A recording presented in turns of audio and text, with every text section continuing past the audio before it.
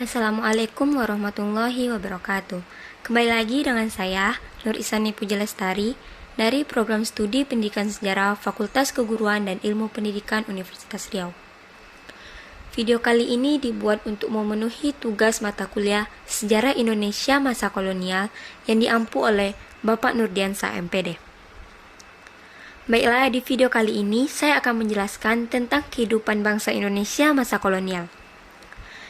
Sebelum Belanda menguasai Indonesia, telah terjadi penjelajahan samudra dalam konteks imperialisme dan kolonialisme kuno ke Nusantara. Portugis dan Spanyol adalah dua negara yang menjadi pelopor dan sangat antusias dalam penjelajahan samudra, sehingga untuk mencegah agar tidak terjadinya persaingan yang tidak sehat antara kedua negara, maka diadakanlah Perjanjian Tordesillas, di mana perjanjian ini ditandatangani di Tordesillas Spanyol pada 7 Juni 1494. Perjanjian ini berisi bahwa di dunia luar Eropa menjadi kekuasaan eksklusif bagi dua bangsa, yaitu Spanyol dan Portugis, dengan titik pusat pada barat kepulauan Tanjung Verde. Hasil dari perjanjian Tordesillas ini adalah: yang pertama, untuk wilayah sebelah timur dimiliki oleh Portugis, yang kedua, sebelah barat oleh Spanyol. Masalah kemudian muncul ketika kedua negara yang melakukan pelayaran tersebut bertemu di Maluku. Dalam konflik tersebut, Portugis bersekutu dengan kerajaan Ternate melawan Spanyol yang bersekutu dengan kerajaan Tidore. Keadaan ini menyebabkan dilakukannya pembaharuan terhadap perjanjian Tordesillas dengan perjanjian baru, yakni perjanjian Saragossa. Isi dari perjanjian Saragossa ini yaitu: 1.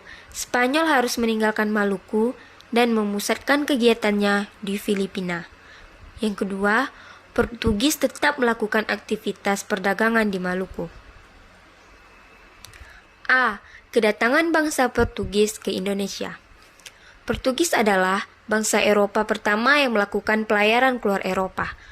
Penjelajah Portugis antara lain Bartolomeus Dias, dan sampai ke ujung selatan benua Afrika yang kemudian dinamakan dengan Tanjung Pengharapan.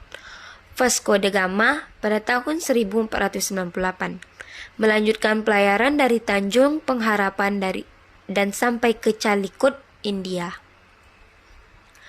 Alfonso de Albuquerque yang berhasil menguasai Malaka tahun 1511. De Abreu tahun 1512, Portugis telah sampai di Maluku. Pada tahun 1522, Portugis datang ke Pajajaran di bawah pimpinan Henry Leme dan disambut baik oleh Pajajaran dengan maksud agar Portugis mau membantu dalam menghadapi ekspansi Demak. Terjadilah perjanjian Sunda Kelapa antara Portugis dan Pajajaran yang isinya sebagai berikut. 1. Portugis diizinkan mendirikan benteng di Sunda Kelapa. 2. Pajajaran akan menerima barang-barang yang dibutuhkan dari Portugis, termasuk senjata. 3. Portugis akan memperoleh lada dari Pajajaran menurut kebutuhannya. Awal tahun 1527, Portugis datang lagi ke Pajajaran untuk merealisasi perjanjian Sunda Kelapa, namun disambut dengan pertempuran oleh pasukan Demak di bawah pimpinan Fatahillah.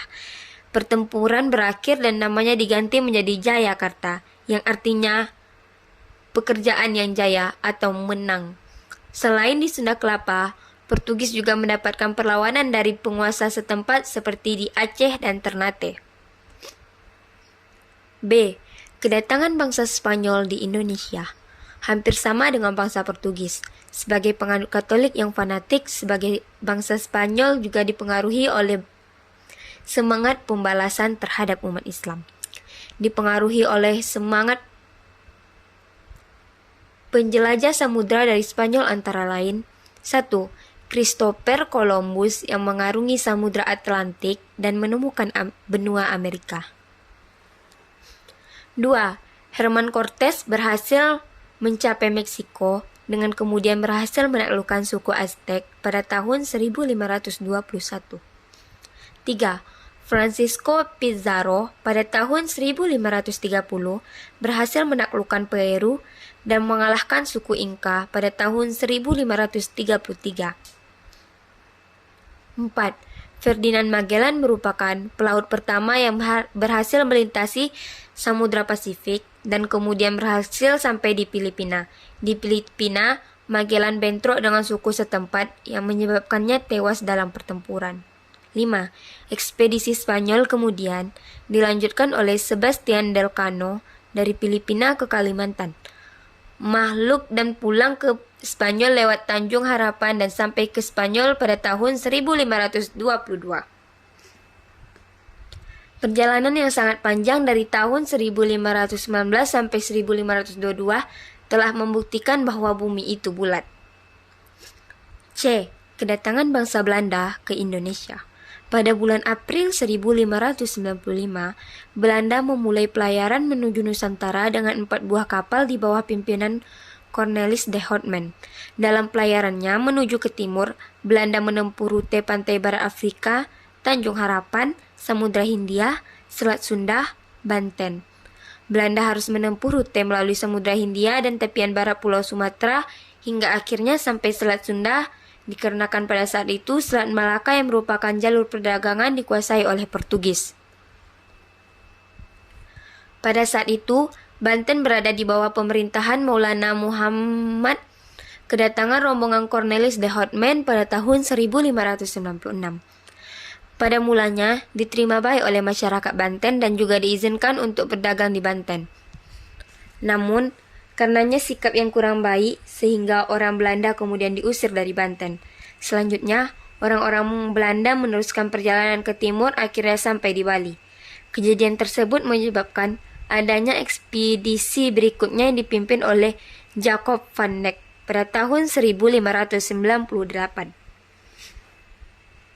Dan mendapat sambutan yang baik dari kerajaan Banten. Satu hal berbeda dari pelayaran yang dilakukan oleh Portugis adalah Belanda mendirikan suatu titik kekuasaan di Pulau Jawa. Pada tahun 1602, Belanda mendirikan kongsi dagang yang bernama VOC dengan tujuan agar tidak terjadi persaingan sesama pedagang Belanda.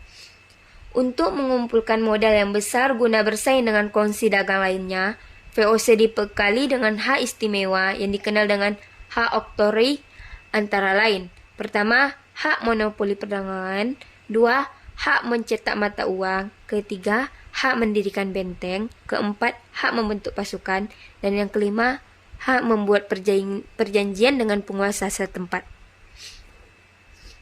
D. Kedatangan bangsa Inggris ke Indonesia. Pelayaran bangsa Inggris masih berkaitan dengan kekacauan yang diakibatkan oleh Perang Belanda dan Spanyol dalam perdagangan dengan Asia Tenggara dan adanya gangguan Spanyol dan Portugis di Selat Gibraltar. Penjelajah samudra dari Inggris antara lain: 1. Sir Francis Drake yang berhasil mengelilingi dunia tahun 1577 sampai 1580. Pada tahun 1579, Drake berlabuh di kerajaan Ternate. 2. James Lancaster pada tahun 1602 berhasil mendarat di Aceh dan kemudian dilanjutkan ke Banten. 3. Sir Henry Middleton tahun 1604 memimpin ekspedisi EIC ke wilayah Nusantara antara lain Sumatera, Banten, dan Kepulauan Maluku. Keempat, James Cook.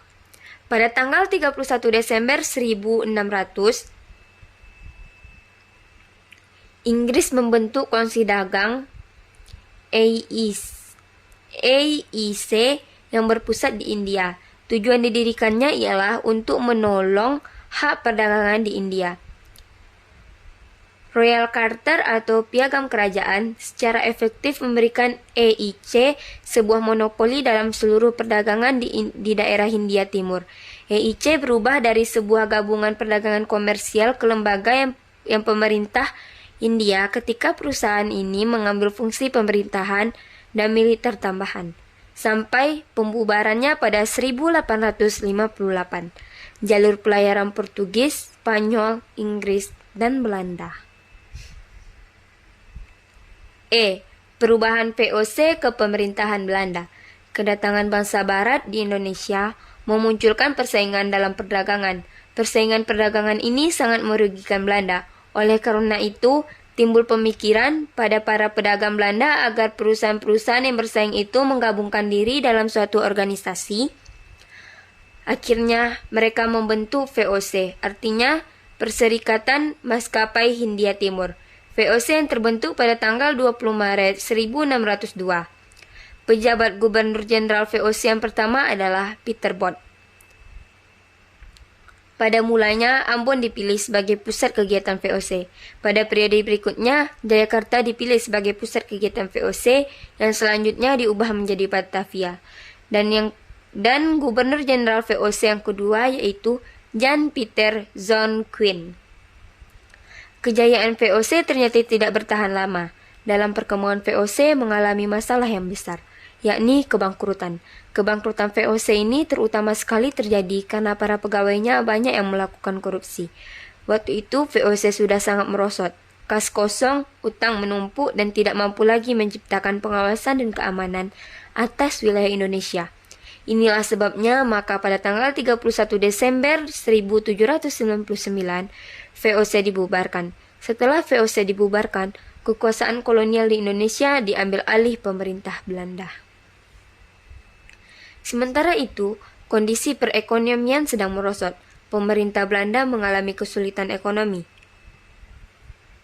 Menghadapi kesulitan ekonomi itu, maka pada tahun 1829, seorang tokoh bernama Johannes van den Bosch mengajukan kepada Raja Belanda usulan-usulan yang berkaitan dengan cara-cara melaksanakan politik kolonial Belanda di Indonesia.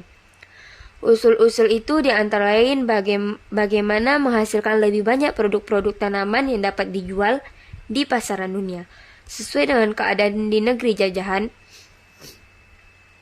Maka penanaman dilakukan dengan paksa. Konsep yang diusulkan Van den Bosch itulah yang kemudian dikenal dengan Kulturstelsel, yaitu tanam paksa. Untuk dapat melaksanakan rencana tersebut, pada tahun 1830, Van den Bosch diangkat sebagai gubernur jenderal baru di Jawa. Setelah sampai di Jawa, Van den Bosch segera mencanangkan sistem dan program tanam paksa. Sistem tanam paksa adalah kebijakan Gubernur Jenderal Van den Bosch yang mewajibkan para petani Jawa untuk menanamkan tanaman-tanaman yang dapat diekspor ke pasaran dunia. Jenis tanaman itu antara lain kopi, tebu, tembakau, nila. Ciri utama dari sistem tanam paksa adalah mewajibkan rakyat di Jawa untuk membayar pajak dalam bentuk barang dengan hasil-hasil pertanian yang mereka tanam. Sistem tanam paksa sebagai berikut. 1. Setiap rakyat Indonesia yang punya tanah diminta menyediakan tanah pertanian yang digunakan untuk Kulturstelsel atau tanam paksa, yang luasnya tidak lebih dari 20% atau 1/5 bagian dari tanahnya untuk ditanami jenis-jenis tanaman yang laku di pasar ekspor. 2. Waktu untuk menanam sistem tanam paksa tidak boleh lebih dari waktu tanam padi atau kurang lebih 3 bulan. 3. Tanah yang disediakan terhindar bebas dari pajak, karena hasil tanamannya dianggap sebagai pembayaran pajak. 4. Rakyat Indonesia yang tidak mempunyai tanah pertanian bisa menggantinya dengan bekerja di perkebunan, pengangkutan atau di pabrik-pabrik milik pemerintahan kolonial selama 1/5 tahun atau 66 hari. 5. Hasil tanaman harus diberikan kepada pemerintah koloni. Apabila harganya melebihi kewajiban pembayaran pajak, maka kelebihannya harga akan dikembalikan kepada petani. 6. Penyerahan teknik pelaksanaan aturan sistem tanam paksa kepada kepala desa. 7. Kegagalan atau kerusakan sebagai akibat gagal panen yang bukan karena kesalahan dari petani seperti karena terserang hama atau bencana alam akan ditanggung pemerintah kolonial. F. Perlawanan rakyat terhadap kolonialisme Belanda. Tindakan sewenang-wenang dan penindasan yang dilakukan oleh penguasa kolonial Eropa telah menimbulkan kesengsaraan dan kepedihan. Bangsa Indonesia menghadapi tindakan sewenang-wenang dan penindasan itu menjadikan rakyat Indonesia memberikan perlawanan yang sangat gigih. Perlawanan mula-mula ditunjukkan kepada kekuasaan Portugis dan VOC. Sebelum VOC berkuasa, Portugis telah menanamkan kekuasaan di kawasan Malaka dan Maluku.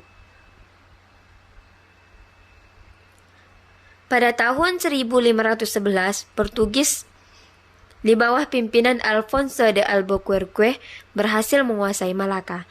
Dari Malaka, Portugis kemudian meluaskan pengaruh dan perdagangannya ke berbagai wilayah di Indonesia. Mula-mula Alfonso de Albuquerque mengirim pasukannya ke Aceh, kemudian ke Maluku. Pada tahun 1522, Portugis mendirikan benteng pertahanan Saint John di Ternate. Dengan kedudukan yang semakin kuat ini, Portugis kemudian menguasai atau memonopoli kegiatan perdagangan rempah-rempah di Maluku. Sekian, hanya itu yang dapat saya sampaikan. Lebih dan kurang saya mohon maaf. Nun wal kolami wa masturum. Wassalamualaikum warahmatullahi wabarakatuh.